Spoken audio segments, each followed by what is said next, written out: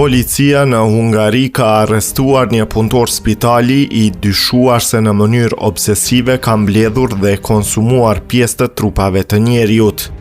Shërbimi kombëtar i policisë së Hungarisë njoftoi se gjatë hetimeve janë sekuestruar kafka, eshtra dhe lëkure përgatitur e fytyrës së njeriut nga një 30 vjeçar nga Budapesti, i cili ishte ndaluar javën e kaluar. Sipas policisë, i dyshuari thuhet se ka siguruar pjesë trupash si përmes punës së tij në një spital në Budapest, ashtu edhe duke gërmuar në varreza të braktisura në Hungari dhe Slovaki. Gjatë kontrollit në pronat e tij, autoritetet kanë gjetur një sër pjesësh trupi, përfshirë një fytyrë të ruajtur njerëzore, eshtra në një valixhe, një këmbë të plotë, një tru, një dorë, kafka dhe një zemër në një kavanoz.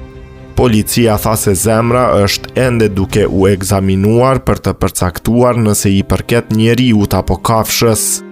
Autoritetet bëjnë të ditur se i dyshuari ka pranuar përdorimin e paligjshëm të trupave njerëzor dhe ka deklaruar se kishte interes të veçantë për pjesët e trupit, të cilat sipas tij i kishte përgatitur dhe konsumuar. Po ashtu ai është përshkruar si person me interes për anatomin dhe patologjin, ndërsa dyshohet se kishte ndarë me të afërm dhe miq pasionin e tij dhe fotografi të koleksionit. Hetimet po vazhdojnë për të përcaktuar origjinën e saktë të pjesëve të trupit, ndërsa autoritetet nuk përjashtojnë ngritjen e akuzave të tjera ndaj tij.